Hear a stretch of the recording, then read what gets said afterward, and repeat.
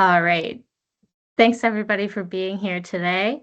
I hope the weather's not too dreary where you are. We're finally getting some sun here in Montreal, which is really nice. So I'd like today to begin today by giving a land acknowledgement and recognizing the lands that I'm joining from today, which are the unceded Indigenous lands known as Tiohtià:ke, or Montreal. The Kanangaha Nation have long been the custodians of these lands and waters, which have been and continue to be a gathering place for many First Nations and people from around the world. Today, Tiohtià:ke is home to a diverse population of Indigenous and other peoples. I myself am lucky to call myself one of them. So I'd also like to invite you to take a moment and consider whose land you're on. Feel free to add it in the comments if you have it at top of mind. That would be great.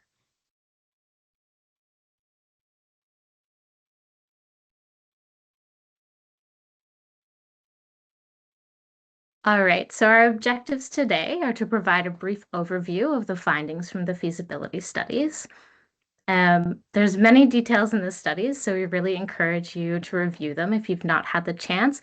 They've been published on our website now, and you can find them by going to centerforlandconservation.org and scrolling down a little bit to the report section. It should be right there. We'll also be sending out a um, email with the recording and direct links to the paper. Um, and so we're also going to be going over the next steps, focusing primarily on conservation defense. That's going to be the bulk of our conversation today. And then going into what are the next steps, what are the successes in addressing the two longstanding challenges, and collecting some input. A couple housekeeping notes. We are recording the webinar today. If you do not want your face in the recording, please feel free to keep your camera off. We will be using the Q&A feature. You should see at the top of your screen a bar with some different options, chat, Q&A, people. So if you go to the Q&A, you should be able to submit a question at any time during the webinar, and then we'll address them. We'll have two pauses for a Q&A period after each section.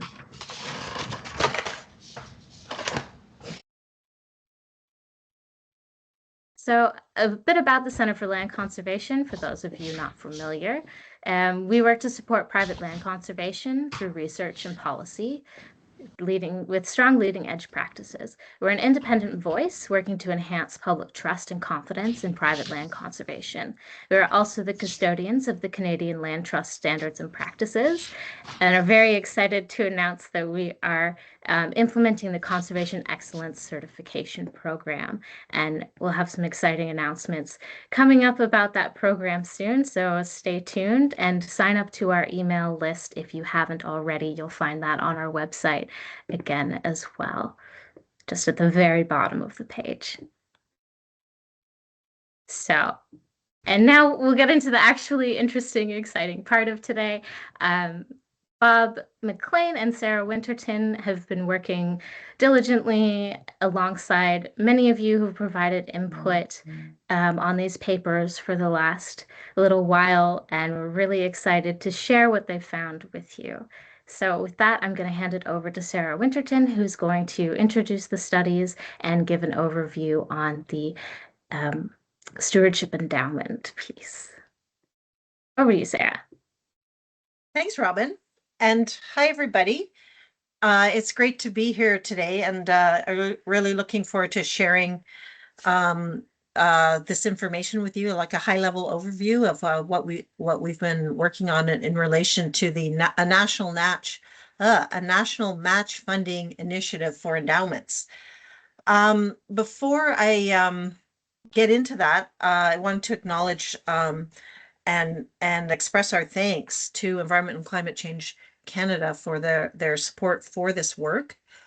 The recommendations that we've come up with are based on a number of strategies. First, we conducted 6 webinars with obviously with you and members of the private land conservation organization sector. 2 online surveys. One focused on stewardship endowments, the other focused on legal defense. the Stewardship Endowment Survey had 38 responses, and the Legal Defense Survey 31 responses. We did direct consultation with land conservation organizations and others. We had previous research that we used in our Forever Protected report, and we also had Canada CRA data from years 2018 and 2021. Next slide, please, Robin. So before we start looking at some of the findings from the Stewardship Endowment Survey, just want to express our gratitude to all of the organizations and people who participated in the webinars and the surveys who gave us such important feedback in terms of information about your organization, your perspectives on these different issues, your insights. It was invaluable feedback, and we really, really appreciate it. So thank you very much. And you'll see in the studies that we've tried to include the different voices that emerged through the work and created a space to really hear what land conservation organizations are concerned about and what they're doing. So once again, thank you very much for your participation. So next slide, please.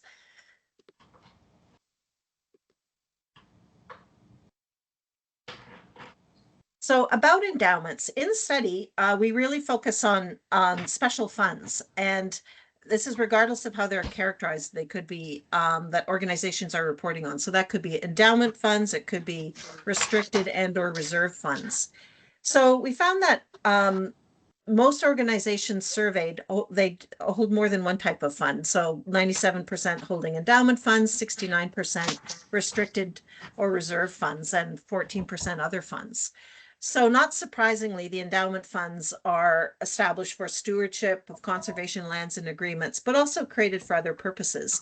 So in this study, when we're talking about endowment funds, we mean a fund that's been established to support stewardship and sustain the operations of a land conservation organization. Next slide, please. I'm muted on this call I'm on. I think we need, yep. Next slide, please. So we wanted to really take a look at, well, what's the current situation in terms of long-term investments? So this is where the CRA data came in handy. And so looking at, here in table 1, looking at the distribution of organizations by range of long-term investments. So of the 157 organizations who's reported to CRA, 86 of them didn't specify any long-term investments. So that was 56% of the organizations. But you can see that as well, about 15% have investments that are greater than 1 million. And 24% have investments less than 500,000. So in and of itself, this suggests that there's a need to support organizations in their effort to grow their long-term investments so that the return on these investments can really benefit. Is sufficient to provide a benefit to their predictable and sustainable organizational revenue. Next slide, please. So in the survey, we were curious about what the purpose of the special funds might be.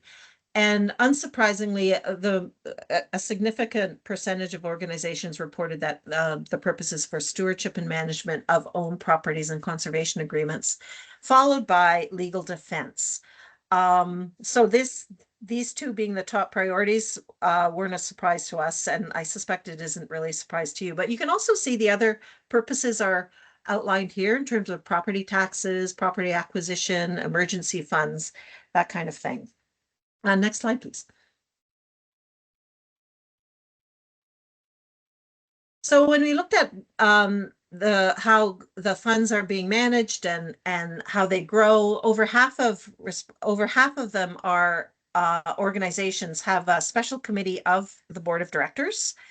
42% rely on their financial institutions, and 34%, about a third, have their special funds held in a community foundation. And when we look at figure 2, the contribution to these special funds is primarily through individual donors and also through a percentage of the value of the conservation property or gift. Next slide, please. So the goals for special funds were also very interesting. And table 2 reflects kind of what the current situation is. And we can see that over 40% actually don't take any income from their special funds. So this might be because they don't have them, or it could be that they're reinvesting the return into their special funds. So there could be a number of reasons why it's 42%. But when you look at the range of percentages that and organizations that are taking a return on their investment into their operating, it's interesting to note that over 30%, 21%, over 20% of the organizations are taking in over 30% of on their return on investment to support their operating and stewardship work. And then in table 3, we're really looking at what are the aspirations of organizations in terms of growing their investment funds.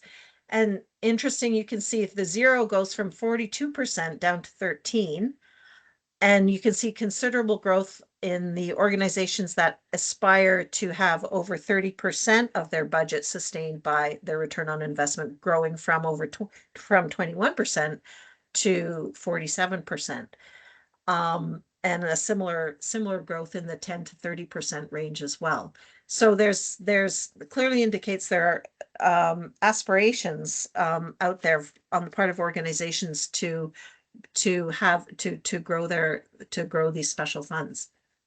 Next slide, please.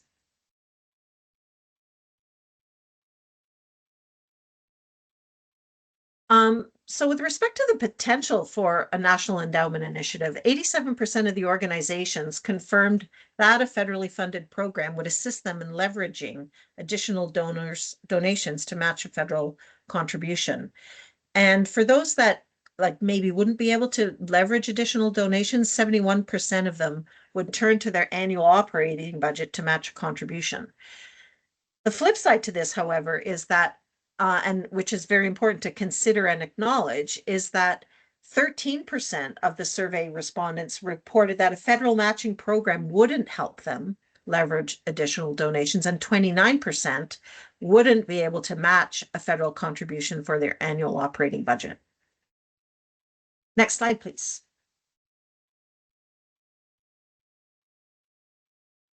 So when we're envisioning this initiative to raise funds for stewardship and operations, we considered a number of elements for program design. So first being organization eligibility, and we really like these points are all outlined in more detail in the report.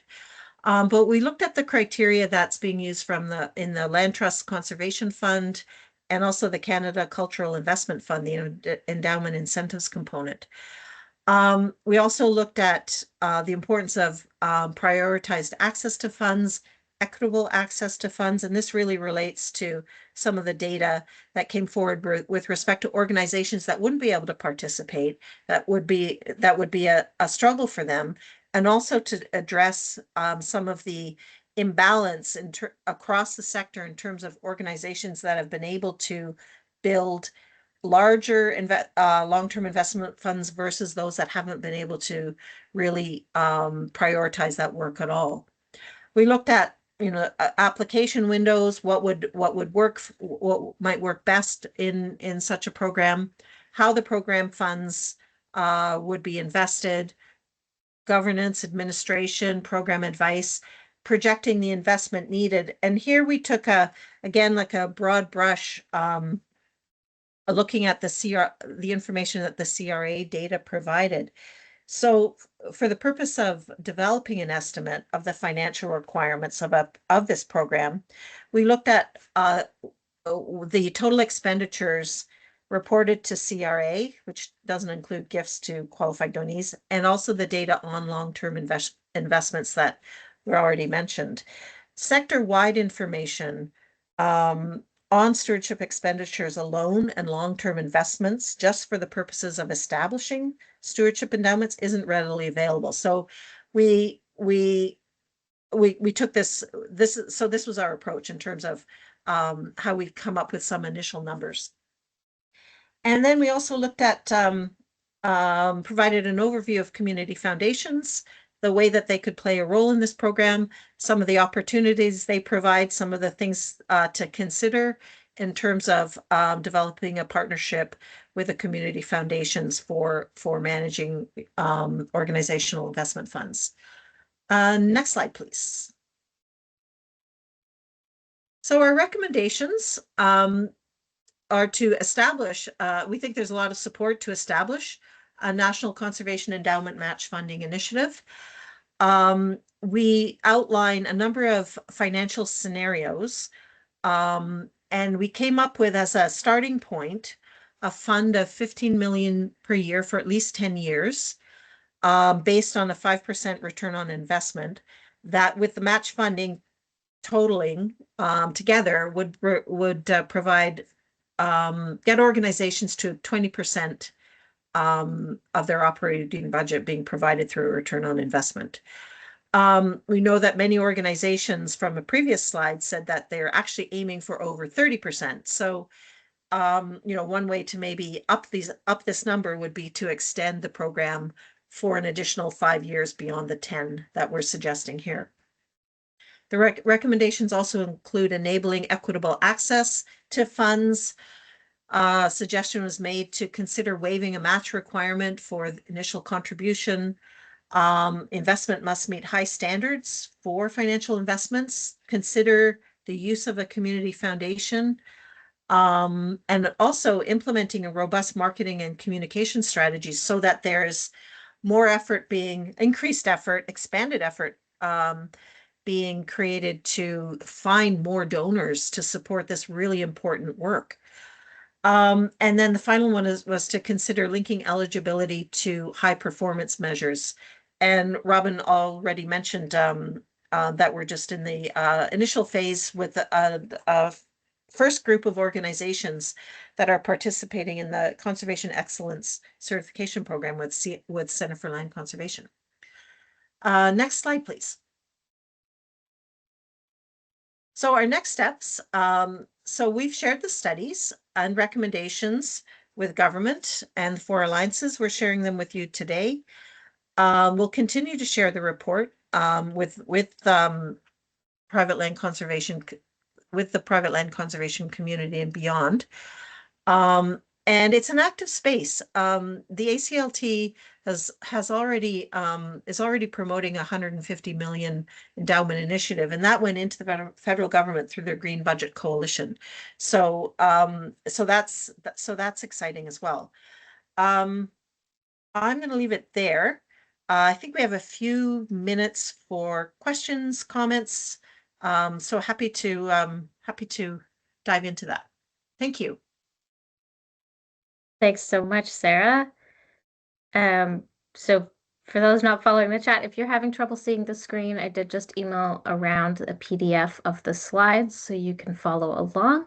But if you have any questions now about the stewardship endowment piece, feel free to raise your hand, or you can add it to the Q&A, or directly to the chat, and we'd be happy to hear from you.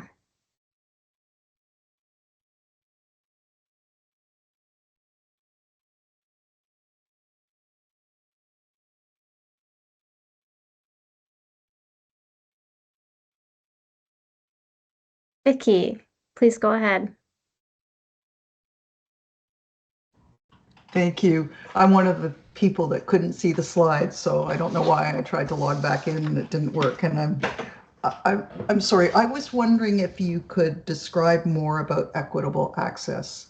Coming from an all-volunteer land trust, we're in a really different position than some of the national land trust, or even land trusts that have, very large endowment funds. So could you describe how you see that working across the sector, please?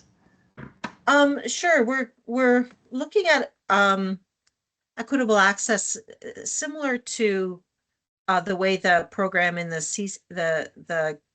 CCIF is run, and so they have a pot of money that's dedicated each year, and every organization that is eligible and applies is funded. Equitable access means if more is being asked for than is available, then everybody's prorated based on the percentage of what's being asked for. So it's that's a model that we could look at including in this program, or we could even fine tune it a little bit more. Like the CCIF program also has a cap for organizations that have maybe been received I can't remember the threshold of contributions. And that once they reach that point, well, they're not really eligible for anymore, or it's limited what they get. So there's, some precedents for being able to ensure that all organizations are being funded.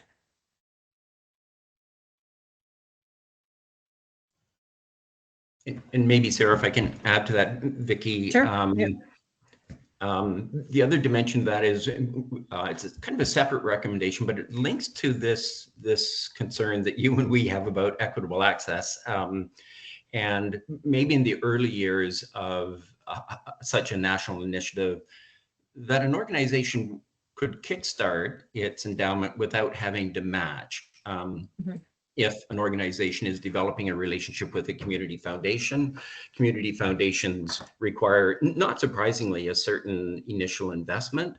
And so perhaps a component or a portion of the funding in such an initiative could be earmarked, if you will, to help those organizations kickstart an endowment fund and grow it.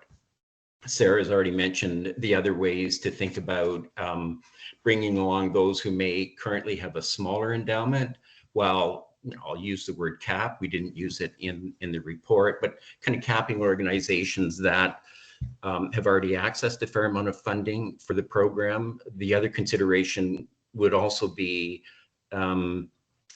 what percent of operating budget is an organization already able to cover with its existing endowment? So if an organization is already, we saw in the data that some organizations are getting 30% of their budget covered by return on endowment, then one should prioritize other organizations, which is where I would land. The last thing I would say is we weren't prescriptive on any particular organizational design issue. We felt our appropriate role was to identify the considerations in each of those areas that Sarah mentioned. And as the programs develop, I think we do have food for thought in terms of any final decisions on what a program looks like. Sorry for that long answer. And thanks for your question. Thanks, Sarah and Bob. This is a very thorough answer. Hopefully that got at what you were getting at, Vicki. Yes, thank you. I have more questions, but I don't want to intrude. Well, so far there's no other hands, so please go ahead. All right. Something else that I heard was this eligibility linked to high performance measures. And I think I know what that means, but I do have a concern that we're going to be spending a lot of time kind of dotting I's and crossing T's and not doing the work we're supposed to be doing, conserving land. So there's a whole industry in trying to prove that you've got your levels of performance that really is fragile, because whatever you did last week isn't what you're going to do next week anyway. So could you talk more about how you're going to measure high performance? Yeah, Bob, I'll pass that one over to you. I think you've got more Sure. familiarity. Yeah. Yeah. Sarah and Robin have both mentioned the certification program, which is one way to do it. So there would be no additional work for an organization that may have participated successfully in the certification program. But Vicki, we're very aware of the concern that you just expressed. So we were deliberate in not being specific about requiring participation in the certification program. Rather, I think there are other ways that a program that's administering such an endowment initiative could gain an understanding of where an organization is with respect to its performance. I won't go into detail. The Canada Cultural Investment Fund has an interesting and very simple way to approach the question. And so I won't say more than that. We were deliberately not prescriptive. And I think there is a discussion about, should there be a program? How does one look at performance and do that in a way that it's not onerous for organizations who wish to participate in the endowment program? Thank you. It sounds like, though, you are reviewing eligibility linked to high performance measures now with some organizations. I thought that's what I heard. So you are exploring this. Yes, we have a number of organizations participating in the certification program, but that's very separate from either stewardship endowment that we're talking about today, or legal defense, which we're about to discuss. So those are three separate items that could be complementary or not, depending upon final decisions related to either a national stewardship endowment or legal defense program. Thanks, Bob. And we're not the ones making the decisions. We're just presenting the information today. So with that, I see we do have one more question in the chat. Yeah, so the question in the chat is, will there be detailed requirements, guidelines as to how eligible land trusts are to invest the funds, or is this part of the eligibility? And those are all design considerations that we aren't making specific recommendations on at this stage. The goal of this phase of our study was to just determine what would be needed in order to establish this type of fund. Do you want to add anything, Bob, before we move on to legal defense?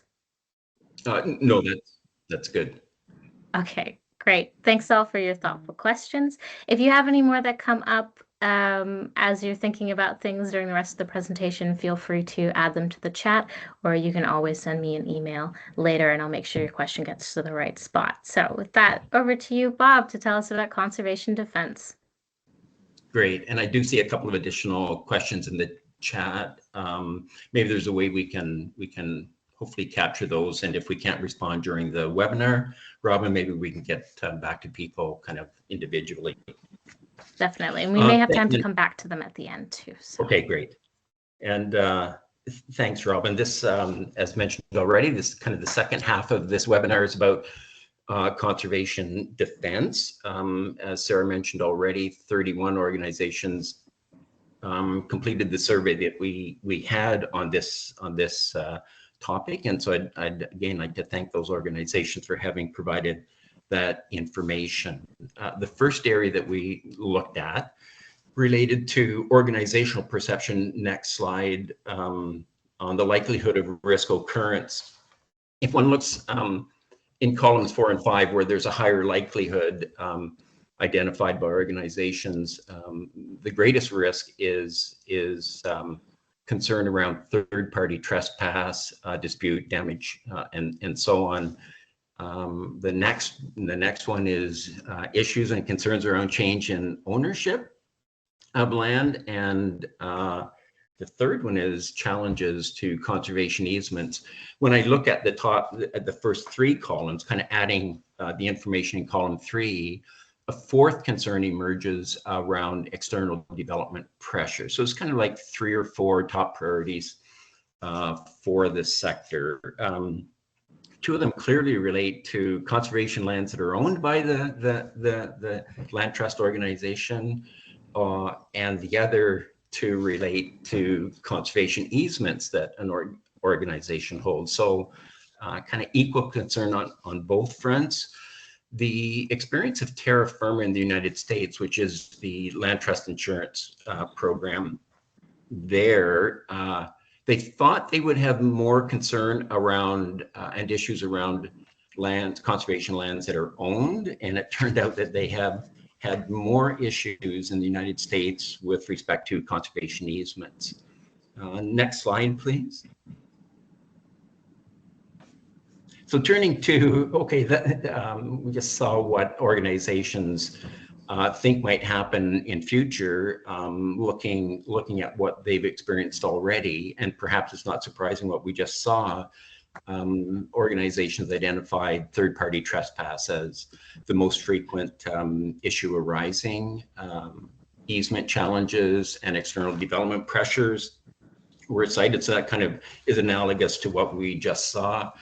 What's new in this, for me anyway, was the number of organizations that noted boundary challenges and having had issues with respect to the boundaries of their conservation properties.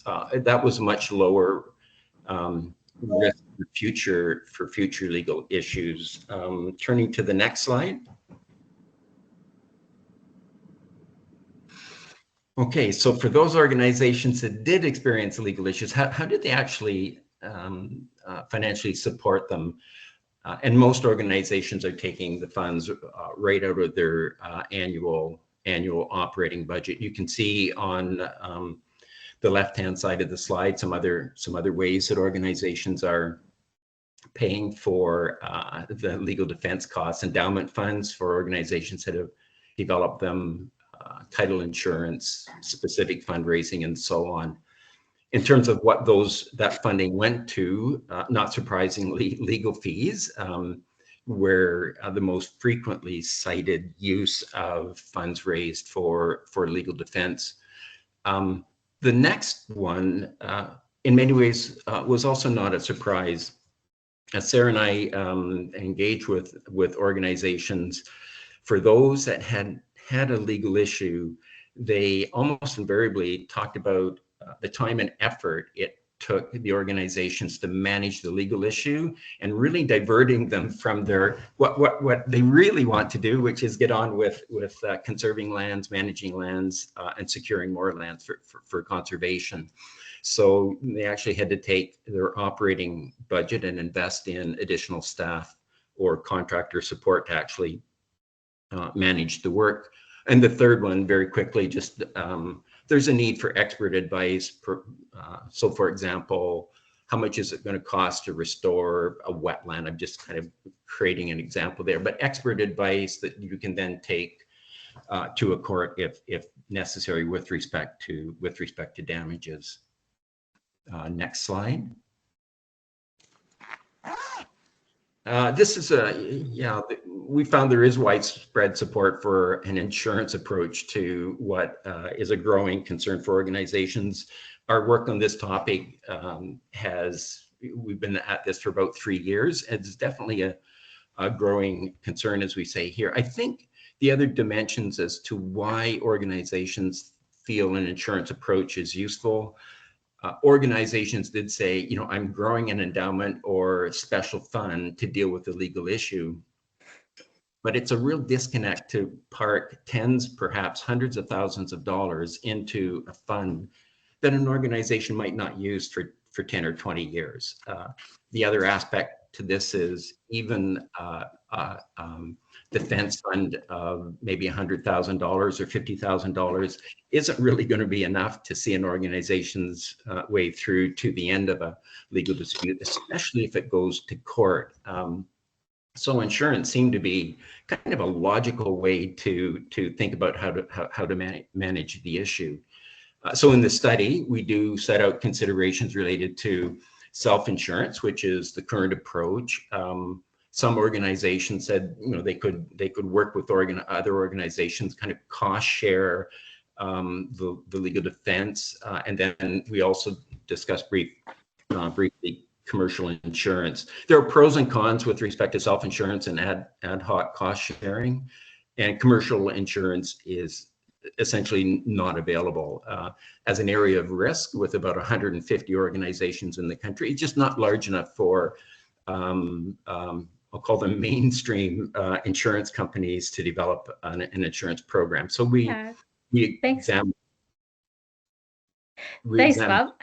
I want to make sure we turn it over to Sylvain, who's going to just give a bit of more of an explainer in depth on some of the terms you've been talking about, conservation defense and insurance reciprocals. And Yeah, I was Apologies just for going to do that. interrupting. Yeah, so then, yeah, I was just going to say, so we examined in more detail captive and reciprocal insurance. And the next slide.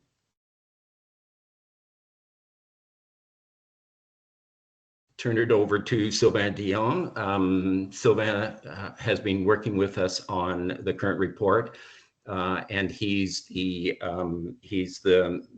principal in Dion Strategic Consulting Group, which is an insurance. They are expert on insurance advice. So Sylvain, over to you. Thank you, Bob. Yes, we are an independent consulting firm, and we consult with various organizations on these specific issues. And what you have on the slide on the screen now, I think we all know about conventional insurance, and insurance is divided in two different buckets, if I can call it, life insurance, health insurance, disability insurance, which is not an issue here. Property and casualty insurance is where the legal defense coverage would fit. And I think we're probably all familiar with traditional insurance company, which are regulated both at the federal or provincial level. It depends if the company is licensed by the province or by at the national level. What you may not be familiar with is that the regulation also allow for different what we call insurance facilities to be licensed, usually under the control of policyholders. And Terra Firma, that Bob mentioned earlier, is an example in the U.S. environment of one of these insurance facilities that was set up essentially by the policyholders. So more on that in the minute. And these insurance facility can be governed at the federal or provincial level, depending on what they are. And there's difference, obviously, between Quebec civil law code and common law in the other provinces. And so that's something to recognize. And you may have heard about these terminology to describe these facilities: captive, reciprocal insurance exchange. And those are not, we're not thinking about them or creating them for the legal defense. They exist for different group, as I will mention later. And these type of facility can be established either on a not-for-profit or for-profit entity. I think in the work we do for you, it seems obvious that this would be a non-profit organization. Next slide. So as I said before, these insurance facility, reciprocal, captive, or even if you may have heard about group deductible, have been established by various organizations, and they are especially applicable where commercial insurance is not available, or is overpriced, or is in a form that is not acceptable, meaning by that insurance company have a tendency to have a long list of exclusion, and to the point that sometimes you ask yourself if you have coverage. So policyholders, especially homogeneous group of policyholder, in those circumstances will create their own insurance facility, so they have control over the coverage to be provided. And if you've heard the term captive insurance, so why is it called captive? Well, it's captive to an audience. So in this case, the land trusts it would be captive. The purpose of that insurance facility is not to sell insurance at large. It's to focus basically on your environment. And that's important because in terms of how these insurance facilities are regulated, because they are not traditional commercial insurer, there are specific provisions that allow for different capitalization or different premium structure. And these captive insurance can either be a single parent or a group of affiliated organization. So we've talked about the regulatory. Next slide. One too many, sorry. Yeah, I There we think go. one too many. So I think at this stage, the next step is to look at captive reciprocal. And if we focus on reciprocal, as the term implies, when you reciprocate, it means that you put your interests in a bucket and among yourself, you reciprocate on the risk. And obviously, you do that with organization from the same industry and you share risk. And all of this is governed by a subscription agreement between subscriber. So in this case, the land trust would be subscriber to the reciprocal. And basically, that reciprocal establish a fund and is building up asset to protect for the collective risk of the organization and the reciprocal. And a good example, I think for those people in Ontario, if you go back almost 40 years ago, the electricity industry found itself without coverage. Essentially, the insurer decided to vacate the space based on what they were concerned about EMF, they were concerned about pollution losses. So all these electric utility had no choice, but they created their own reciprocal, which, by the way, has been extremely successful.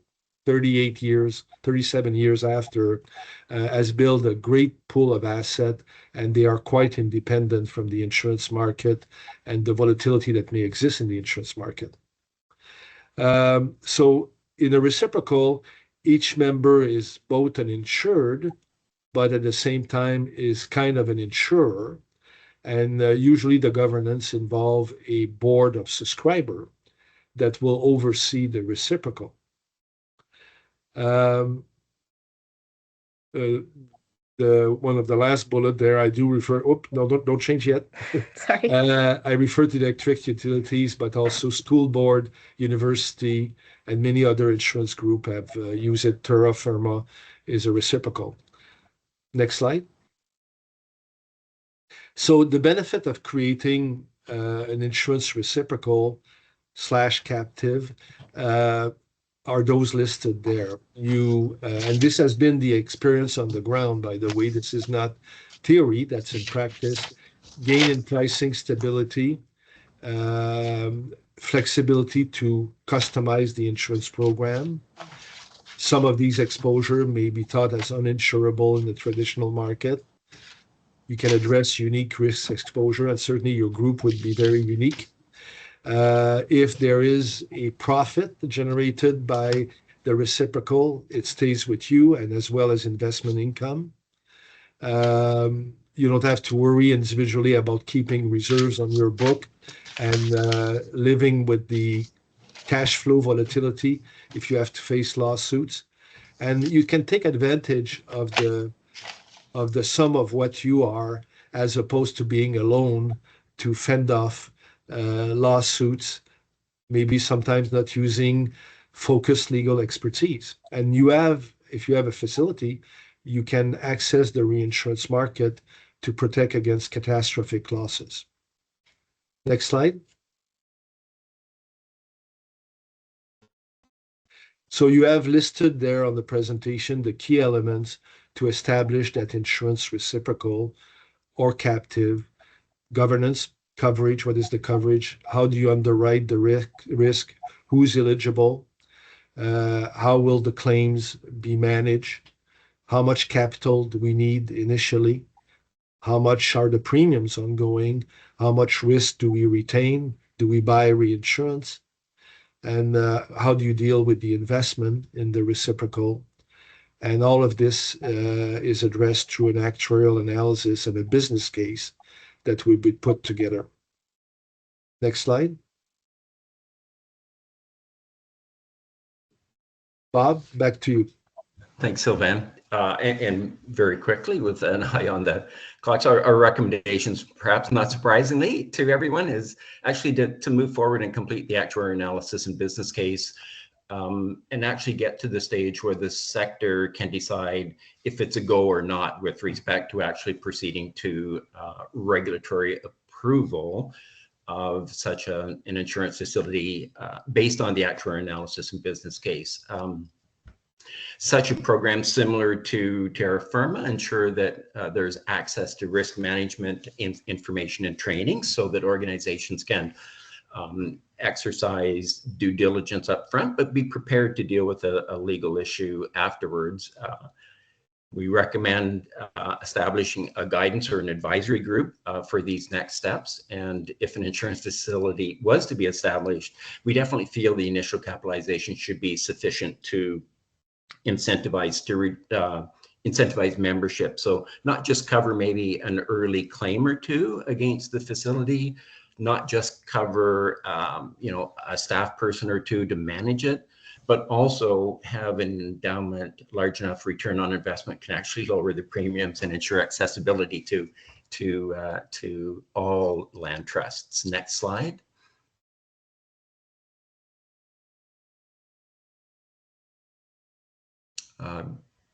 Won't go through all of this, but recommending completing the actuarial analysis and business case by March 2025. That with our first funder for this, Environment Climate Change Canada has asked for that by, it feels quite close now in 3 months and a bit.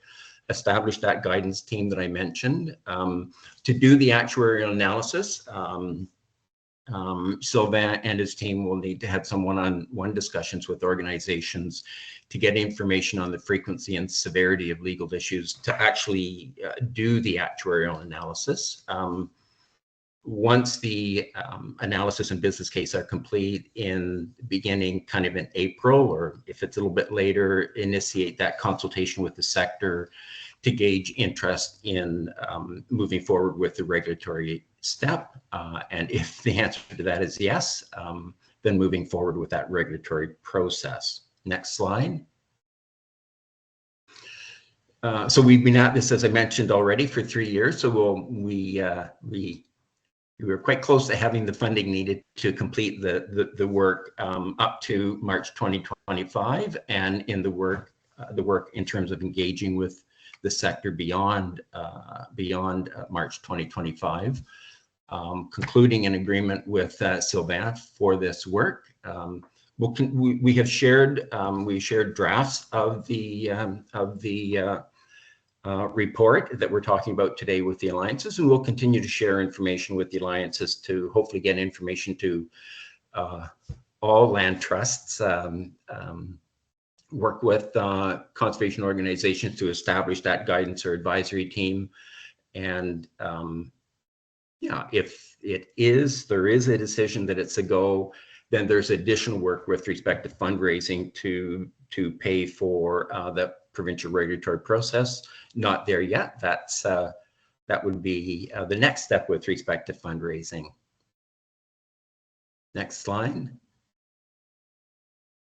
And such an insurance facility is for you. It's not for the CLC. It's for your organizations. So any thoughts on who we might approach for additional funding, especially that provincial regulatory step that I just mentioned?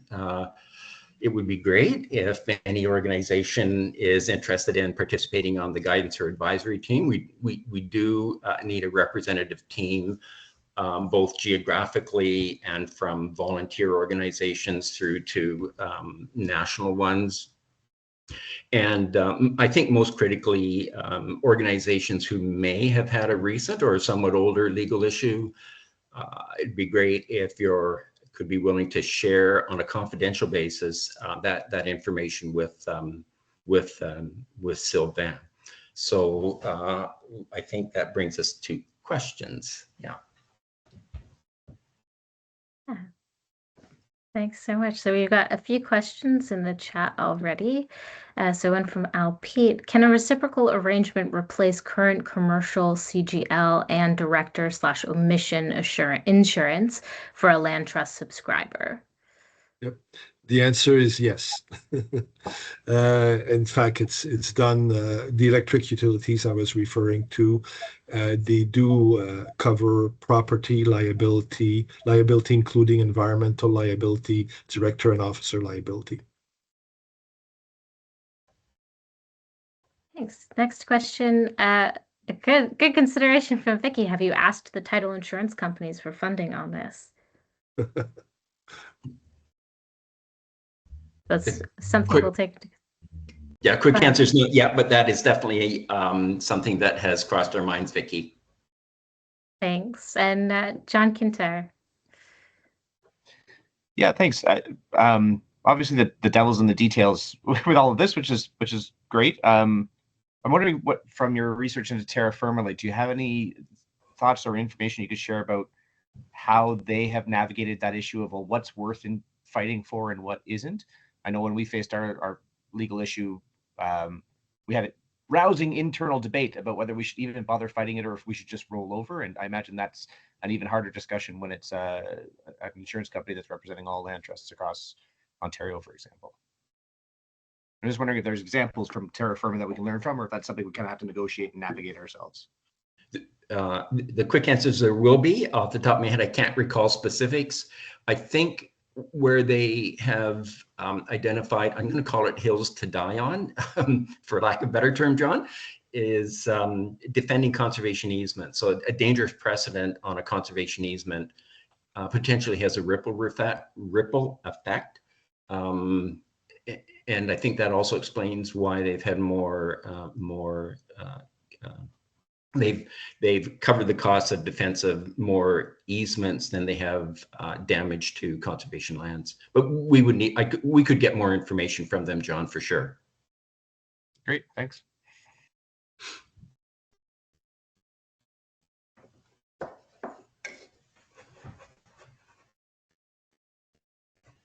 Oh, we saw one more in the chat, and then we'll hand it over to you, Louise.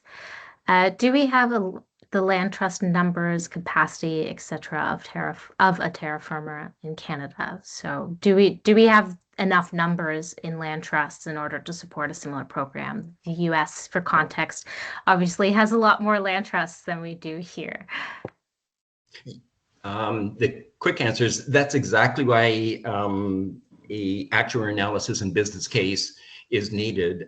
Yes, it's a much smaller sector, but by definition, there should be fewer cases. I don't know how many cases terra firma is asked to deal with each year. There are about just over 400 land trusts that are subscribers to terra firma, and there are quite a few more land trusts in the United States than that 400. But I think back to, we just don't know if such a program can be established. My thoughts are, again, and I say this advisedly because we don't have the actual analysis and business case, my suspicion is the trick will be to have the initial endowment large enough that it enables cost-effective access for organizations. So that you've just asked a $64,000 question. Yep. I agree with what you said, Bob.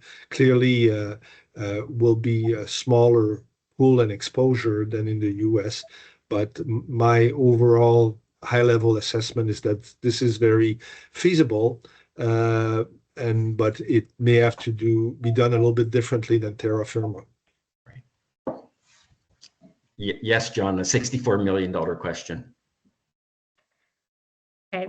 All right. Louise, go ahead.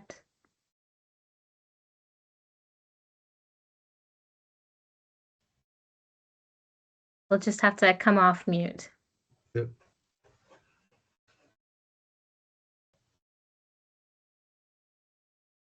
No, or if you're having trouble unmuting, we still can't hear you, you can type into the chat.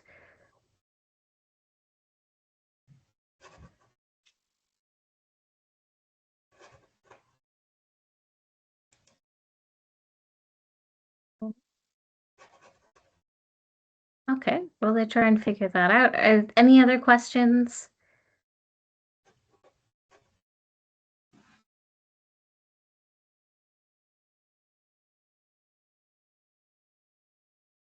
Not seeing any hands.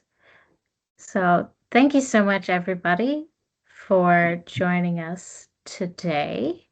If you do have any additional questions that come up for you as you kind of reflect on all of this or review the slides, I'll also put in the chat the link to the reports, so you can review them, and we'll also send them out. But if you have any questions in the meantime, feel free to contact us at info@centerforlandconservation.org, or you can send them directly to me. I think you've all gotten enough emails from me at this stage.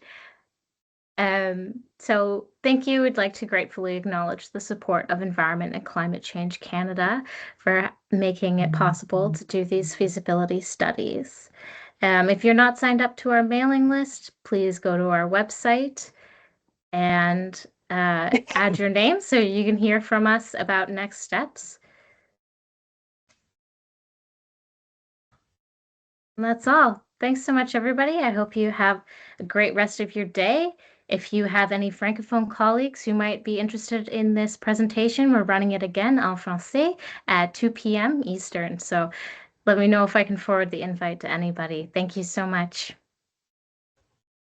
Thanks, everybody.